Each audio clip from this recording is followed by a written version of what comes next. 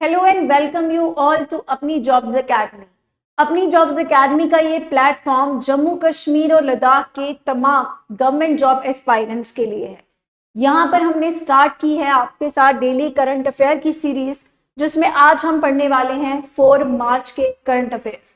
यानी जो भी इंपॉर्टेंट न्यूज में है उनको हम क्वेश्चंस की फॉर्म में प्रैक्टिस करेंगे, एमसीक्यूज की फॉर्म में प्रैक्टिस करेंगे।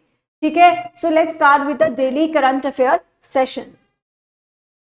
Our first question is, how much investment did Madhya Pradesh secure at the Global Investors Summit 2025 as announced by CM Mohan Yadav? ध्यान से क्वेश्चन को देखेंगे। क्या पूछ रहा है? कितनी इन्वेस्टमेंट की है मध्य प्रदेश में, किसके लिए? ग्लोबल इन्वेस्टर्स समिट के लिए 2025 की, जिसको किसने अनाउंस किया? सीएम मोहन यादव। सबसे पहले आपको इसमें दो चीजें पता चलेंगी। पहला, मध्य प्रदेश जो है उसमें कौन सी समिट हुई है? ग्लोबल इन्वेस्टर्स समिट हुई है। ठीक है, the global investor summit Madhya Pradesh Bhopal में हुई है। ठीक है, उसके साथ साथ अगर बात करें, सीएम मोहन यादव जो हैं वो मध्य प्रदेश के चीफ मिनिस्टर हैं। ठीक है, तीसरी चीज, ये ग्लोबल इन्वेस्टर समिट है क्या? ग्लोबल इन्वेस्टर समिट में इंटरनेशनल लेवल के जो भी कंपनीज हैं वो आई। उन्होंने अबाउट 61 कंट्रीज के जो इन्वेस्टर्स हैं वो यहाँ पर आते हैं, कंपनीज यहाँ पर आती हैं और वो यहाँ पर पैसा लगाने की बात कर रही हैं। क्यों? ताकि जो मध्य प्रदेश है उसके वहां पर जो है वो बूस्ट मिल सके। किस चीज को? वहां पे ट्रेड को बूस्ट मिल सके, वहां पे इंडस्ट्रीज को बूस्ट मिल सके। इन चीजों के लिए क्या है? ग्लोबल टाइज अच्छे हो सके। इन सब चीजों के लिए क्या किया गया है? ग्लोबल इन्वेस्टर्स समिट जो है वो ही मध्य प्रदेश भोपाल में, और सीएम मोहन यादव ने कितना अनाउंसमेंट किया है, कितनी इन्वेस्टमेंट की अनाउंसमेंट की है, ये आपको बताना है। कितनी इन्वेस्टमेंट की अनाउंसमेंट की है, ये क्वेश्चन में पूछ रहा है। ठीक है, सो आंसर इज, कौन सा ऑप्शन है? 30.7 लाख करोड़। यानी मध्य प्रदेश के जो चीफ मिनिस्टर हैं सीएम मोहन यादव, वो कितनी इन्वेस्टमेंट की बात कर रहे हैं इस GIS जो समिट है इसमें? 30.7 लाख करोड़ की जो इन्वेस्टमेंट है उसकी बात कर रहे हैं। ठीक है, the next question is, which missile developed by DRDO? Which missile developed by DRDO and the Indian Navy? कौन सी मिसाइल इंडियन नेवी ने और DRDO ने मिलकर बनाई है, जिसे सक्सेसफुली टेस्टेड किया गया है, टेस्ट कर दिया है 4-2B हेलीकॉप्टर से। कहां पर? ITR चांदीपुर ओडिशा। ठीक है, to replace a foreign origin anti ship missile. और ये क्या करेगी? किसको रिप्लेस करेगी? जो फॉरेन में बनी हुई एंटी शिप मिसाइल है। ठीक है, अब मुझे बताएं इसका आंसर क्या होगा? कौन सी मिसाइल है जिसका सक्सेसफुली जो टेस्टेड कर दी गई है? कौन सी वाली है ये? द मिसाइल का नाम है नाज़म SR, NASM-SR। ये वाली मिसाइल जो है DRDO और इंडियन नेवी ने मिलकर बनाई है। ठीक है, the next question is, Ken Betwa link, क्या बोल रहा है? Ken Betwa link canal passes through which national park? Ken Betwa link canal जो है वो कौन से नेशनल पार्क से होकर गुजरती है? कौन सा नेशनल पार्क है? Bandhavgarh national park, Kanha national park, Pench national park, Panna national park. तो क्या होगा right answer? The right answer would be Panna national park. Ken Betwa link canal को जो है ये नहर कौन से नेशनल पार्क से होकर गुजर रही है? ये गुजर रही है पन्ना नेशनल पार्क। और बात करें पन्ना नेशनल पार्क की, तो पन्ना नेशनल पार्क कहां पर है? मध्य प्रदेश में। मध्य प्रदेश के चीफ मिनिस्टर कौन है? मोहन यादव। मध्य प्रदेश की कैपिटल क्या है? भोपाल। ठीक है, और पन्ना नेशनल पार्क किसके लिए फेमस है? कौन से एनिमल के लिए फेमस है? यहां पर टाइगर्स, डियर्स, एंटीलोप्स, ये सब जो है वो मिलते हैं। इसके लिए पन्ना नेशनल पार्क जो है वो फेमस है। ठीक है, एक और नेशनल पार्क है जो MP में है, कान्हा नेशनल पार्क। ये भी टाइगर्स के लिए, लेपर्ड्स के लिए फेमस है। ये भी कहां पर है? MP में है। ठीक है, so let's move to the next question. The next question says border road organization functions under which ministry? border road organization जो है वो कौन सी मिनिस्ट्री के अंडर आती है, ये आपको बताना है। बॉर्डर रोड ऑर्गेनाइजेशन है क्या? सबसे पहले मैं आपको बता दूं कि बॉर्डर रोड ऑर्गेनाइजेशन जो है ये क्या काम करती है। लिखेंगे build and maintain roads in, कहां पर? Border areas. Border road organisation जो है वो बॉर्डर एरियाज में रोड बनाने और उनकी मुरम्मत करवाने के काम करती है। ठीक है, ठीक है, ये है हमारा क्वेश्चन। क्या है? बॉर्डर रोड ऑर्गेनाइजेशन किस मिनिस्ट्री के अंडर आती है, ये आपको बताना है। तो ये कौन सी मिनिस्ट्री के अंडर होगी? It will come under the ministry of defence. कौन सी मिनिस्ट्री के अंडर? डिफेंस मिनिस्ट्री के अंडर। ठीक है। So next question is who has recently been appointed as the Controller General of Defense Accounts? Controller General of Defense Accounts के लिए किसको अभी हाल ही में अपॉइंट किया गया है? कौन बने हैं? राजीव सिन्हा, डॉक्टर मयंक शर्मा, अभय सक्सेना और Vinod Kumar. The right answer is doctor Mayank Sharma. He is appointed as the Controller General of Defense Accounts. The next question is, who is the author of Diya Salai, the autobiography discussed in the IGNCA event? दिया सलाई कल हमने highlight में भी पढ़ा था। आपको मैंने बताया था कि दिया सलाई जो है वो ऑटोबायोग्राफी है, किसकी, ये भी बताया था। तो इसका आंसर बहुत आसान है। The answer is Kailash Satyarthi. इनकी ये बुक है जो दिया सलाई इन्होंने लिखी। और इस बुक में किस चीज का मेंशन है ये भी मैंने आपको बताया था। बताओ किस चीज का मेंशन है इसमें? चाइल्ड राइट्स का, बच्चों के क्या अधिकार हैं इसके बारे में इसमें जिक्र किया है। एज वेल एज इसमें बात की गई है ग्लोबल कंपैशन की। ठीक है ना, कि दुनिया में काइंडनेस जो है उसकी कितनी जरूरत है, तभी तो बच्चों को उनके हक मिल पाएंगे, तभी तो सोशल जस्टिस जो है वो मेंटेन किया जा सकेगा। सोशल जस्टिस की इसमें बात की गई है। ठीक है। So all these themes are covered in the book Diya Salai. And the book Diya सलाई जो है इसके ऑथर कौन है? कैलाश सत्यार्थी। और कैलाश सत्यार्थी जी के बारे में मैंने आपको बताया था, he is a Nobel peace prize laureate. ठीक है, इनको नोबेल पीस प्राइज मिलता है। और कब मिलता है? 2014 में, फॉर मेंटेनिंग पीस। पीस के लिए इनको नोबेल प्राइज जो है वो 2014 में दिया जाता है। ठीक है। The next question says what is the name of the initiative aimed at standardizing port operations across India? पूरे भारत में पोर्ट्स को स्टैंडर्डाइज करने के लिए कौन सा मिशन जो है, कौन सा इनिशिएटिव, पहल जो है, इनिशिएटिव मींस पहल, कौन सी पहल जो है वो स्टार्ट की गई है, कौन सा विजन जो है वो देखा गया है? तो इसका क्या आंसर होगा? ये मैंने आपको बताया था कि सभी पोर्ट्स को क्या करने के लिए, एक साथ करने के लिए, कि सभी पोर्ट्स जो हैं उनको स्टैंडर्डाइज करने के लिए, as well as to maintain trade with other countries, ये दूसरे देशों के साथ हमारा ट्रेड जो है वो अच्छा हो जाए, in order to boost the port जो है हमारे देश में जो भी तमाम पोर्ट्स हैं इंपॉर्टेंट वाले, उनको जो है वो बूस्ट मिल सके। उसके लिए कौन सा इनिशिएटिव जो है वो लाया गया था? One nation one port process. ठीक है, वन नेशन वन पोर्ट जो है ये इनिशिएटिव जो है लाया गया था ताकि सभी पोर्ट्स को जो है वो बूस्ट मिल सके, पोर्ट सेक्टर को जो है वो बूस्ट मिल सके, हमारे ट्रेड एंड टूरिज्म को जो है वो ज्यादा एफिशिएंट बनाया जा सके। ठीक है। The next question is,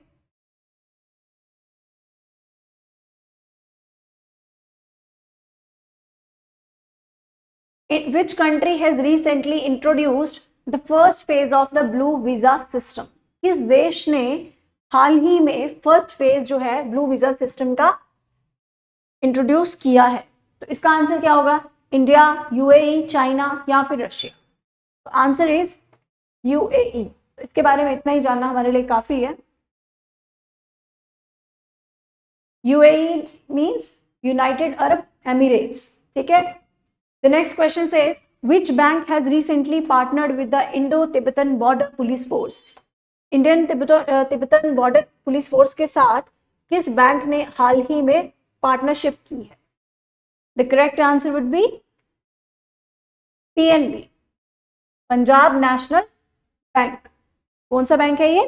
Punjab national bank. The next question says the divine end of Mahakumbh and how many days did this Mahakumbh last? बोल रहा है कि महाकुंभ जो अभी हुआ, ठीक है, ये आपने देखा था, इसका टेलीकास्ट आपने देखा होगा। महाकुंभ जो है पूछ रहा है कि ये डिवाइन महाकुंभ जो है इसका एंड कितने दिनों में हुआ, ये कितने दिन तक चला। ठीक है, महाकुंभ जो है वो अबाउट 144 ईयर्स के बाद आता है और इसका एंड कितने दिनों बाद हुआ ये पूछ रहा है। तो आंसर इज 45 डेज। 45 डेज तक महाकुंभ जो है चला है। ठीक है, the next question says recently which ministry launched the नक्शा स्कीम इनिशिएटिव। ये नक्शा स्कीम इनिशिएटिव जो है, यानी ये नक्शा स्कीम जो है वो किस मिनिस्ट्री ने लॉन्च किया है, किस मिनिस्ट्री के अंडर आ रहा है, आपको ये बताना है। Ministry of mines, ministry of labour, union rural ministry, finance ministry. तो थोड़ा अंदाजा आप लगा सकते हो, नक्शा इसे क्या मतलब समझते हो आप? ठीक है, माइंस का इसमें कोई कनेक्शन ही नहीं होगा, लेबर का नहीं होगा, मिनिस्ट्री का फाइनेंस वाले का नहीं होगा। ठीक है ना, इनका इससे क्या लेना देना होगा? Union rural ministry is the correct answer. Rural या अर्बन का ही लेना देना होगा ना इससे, नक्शा। The next question says who among the following chairs the national board for wild life in India. National board for wild life के बारे में हमने कल पढ़ा था, मैंने आपको बताया था वर्ल्ड वाइल्ड लाइफ डे जो है वो सेलिब्रेट किया जाता है 3 मार्च को। ठीक है, उस वो जो national world wild life day जो है उसे 3 मार्च को सेलिब्रेट किया जाता है। एज वेल एज मैंने ये आपको बताया कि उसे चेयर कौन करता है। अगर नहीं बताया तो यहाँ जान लेंगे कि उसे चेयर कौन कर रहा है। उसे चेयर करते हैं national board of wild life को प्राइम मिनिस्टर। कौन चेयर करते हैं? Prime minister. ठीक है, प्राइम मिनिस्टर के अंडर आएंगे बाद में मिनिस्टर ऑफ एनवायरनमेंट जो है वो उसके सब हेड होंगे, पर जो इसको चेयर करेंगे, चेयरपर्सन होंगे वो प्राइम मिनिस्टर होंगे। और national board for wild life जो है, मैं आपको बता दूं कि वाइल्ड लाइफ पहले तो हमने पढ़ा ना कि वो 3 मार्च को मनाया जाता है। फिर वाइल्ड लाइफ प्रोटेक्शन डे जो है वो कब? Wild life protection day, protection act कब का है? 1972 का। ठीक है, इस एक्ट को, पहली बात ये एक्ट है तो ये क्या होगा? एक स्टैच्यूटरी बॉडी। क्या होगी? स्टैच्यूटरी बॉडी होगी। स्टैच्यूटरी बॉडी मींस जो कानूनी बॉडी है। ठीक है, जो एक्ट से बनी है, पार्लियामेंट के कानून से जो बनी हुई है वो होती है स्टैच्यूटरी बॉडी। ठीक है, it is not a constitutional body, rather it is a statutory body. तो वाइल्ड लाइफ प्रोटेक्शन एक्ट 1972 का पहले तो ये एक स्टैच्यूटरी बॉडी है, दूसरा ये एक एडवाइजरी बॉडी है। क्या है? एडवाइजरी है। नेचर इसका क्या है? एडवाइजरी। एडवाइजरी मीन्स ये क्या करेगा? सलाह देगा, सजेशन देगा, एडवाइस देगा प्राइम मिनिस्टर को। ठीक है, क्यों देगा?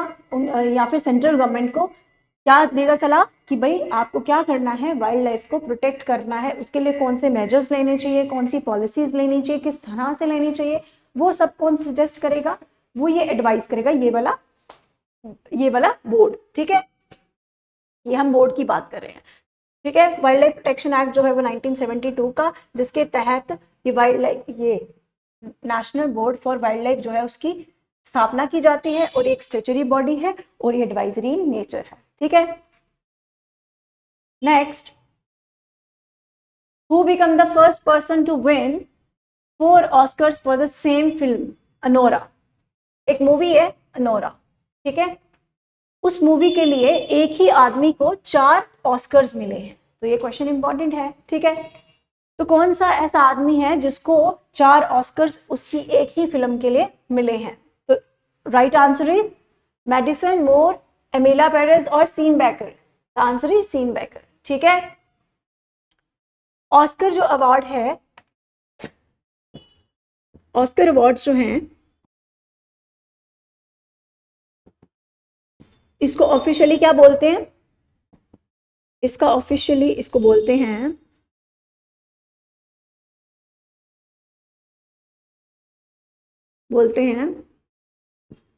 एकेडमी अवार्ड्स ऑफ या एकेडमी अवार्ड ऑफ मेरिट। ठीक है, एकेडमी अवार्ड ऑफ मेरिट। दूसरी चीज, ये दिया क्यों जाता है, प्रेजेंटेड टू, किसको दिया जाएगा, different aspects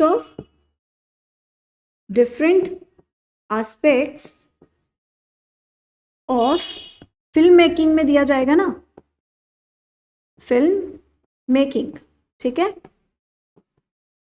यानी फिल्म मेकिंग में जो डिफरेंट एस्पेक्ट्स होते हैं, चाहे वो राइटिंग होता है, डायरेक्टिंग होता है, प्रोडक्शन होता है, ठीक है, फिर एक्टिंग होता है, उन सब चीज़ों में क्या दिया जाता है, उन सब चीज़ों के लिए जिसने भी उसमें एक्सीलेंस हासिल की हो, जिसने भी उसमें एक्सीलेंट परफॉर्मेंस दी हो, उसको ऑस्कर अवार्ड से नवाजा जाता है। और ऑफिशियली इसको क्या बोलते हैं, एकेडमी अवार्ड ऑफ मेरिट। और बात करें कि ये कौन प्रेजेंट करता है, तो ये प्रेजेंट किया जाता है, प्रेजेंटेड बाय, लिखेंगे presented by the academy of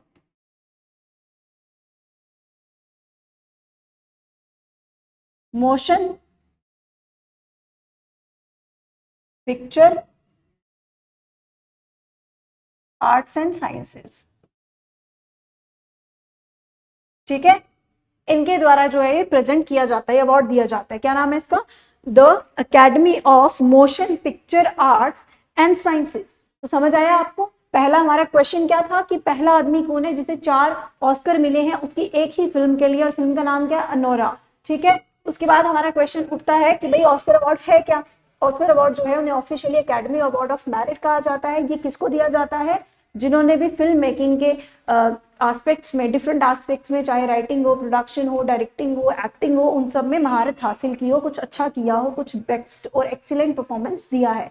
as well as हमने बात की ये प्रेजेंट कौन करता है, तो कौन देगा ये award, the academy of motion picture arts and sciences, ठीक है। So let's move towards the next question, and the next question says सशक्त पंचायत नेत्री अभियान, ठीक है। ये अभी हमने हाईलाइट ऑफ द डे में भी पढ़ा, सशक्त पंचायत नेत्री अभियान बोल रहा है कि कौन सी मिनिस्ट्री लॉन्च कर रही है। ये वाला अभियान 4 मार्च को यानी आज लॉन्च होने वाला है, ठीक है। और कहाँ लॉन्च होने वाला है, न्यू दिल्ली विज्ञान भवन में, ठीक है, न्यू दिल्ली विज्ञान भवन में ये सशक्त पंचायत नेत्री अभियान जो है वो लॉन्च होने वाला है, जिसमें अबाउट 1200 वुमेन जो रिप्रेजेंटेटिव हैं पंचायती राज इंस्टीट्यूशंस की, पंचायत की, वो पार्टिसिपेट करने वाली हैं। और ये किस मिनिस्ट्री के अंडर आता है, तो ये वाला अभियान जो है ये आएगा किसके, पंचायती राज, पंचायत नाम से जुड़ा हुआ है तो पंचायती राज की मिनिस्ट्री जो है उससे जुड़ा हुआ, तो उसी के अंडर आएगा। और दूसरी बात करेंगे कि पंचायती राज जो है, उन्हें पंचायती राज इंस्टीट्यूशंस के बारे में पढ़ा है ना, तो इन्हें पंचायती राज, ये पॉलिटी के पर्सपेक्टिव से इंपॉर्टेंट है ना, पंचायती राज इंस्टीट्यूशंस जो हैं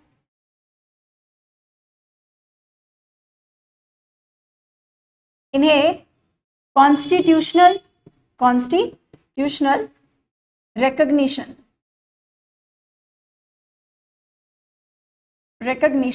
कब मिलती है,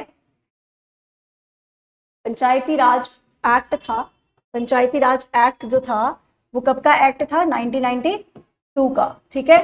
ये 2 में पास हुआ, फिर कॉन्स्टिट्यूशन ने इसको रिकॉग्नाइज कब किया, 24 अप्रैल 1993 में, ठीक है। यानी पंचायती राज जो है इंस्टीट्यूशंस, उनका वो एक्ट जो है वो कब पास होता है, 1992 में पास होता है, जिसके तहत पंचायती राज इंस्टीट्यूशंस बनते हैं।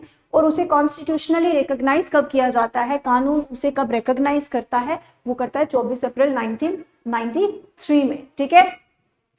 तो अब ये क्या है, सशक्त पंचायत नेत्री अभियान है, ये पंचायती राज मिनिस्ट्री के अंडर आएगा। So our next question is, which institution has developed the solar ultraviolet imaging telescope suite, ठीक है। किसने बनाया, Indian institute of sciences Bangalore, inter university centre for astronomy and astrophysics Pune, Baba atomic research centre BARC, और none of the above. तो ये किसने बनाया है, याद रखना है, सोलर अल्ट्रावायलेट इमेजिंग टेलीस्कोप। ये बनाया है inter university centre for astronomy and astrophysics. ठीक है, एस्ट्रोनॉमी से और एस्ट्रोफिजिक्स से ही जुड़ा हुआ है ना, तो सोलर से नाम हिसाब लगा लेता है इंसान। ठीक है, इसमें साइंसेस का भी कुछ खास नहीं है और बाबा एटॉमिक वाला भी कुछ खास नहीं है। ठीक है, तो ये ऑप्शन जो है वो सही है, inter university centre for astronomy and astrophysics. ठीक है, सो इस तरह से हमारे 15 क्वेश्चंस का 15 एमसीक्यूज का सेशन जो है वो कंप्लीट हो चुका है। आई होप आपको इन्फॉर्मेशन मिली होगी, आई होप आपको इससे हेल्प मिली होगी और आप डेली के जो करंट अफेयर्स हैं उन्हें ध्यान से पढ़ भी रहे होंगे। So thank you so much for the day.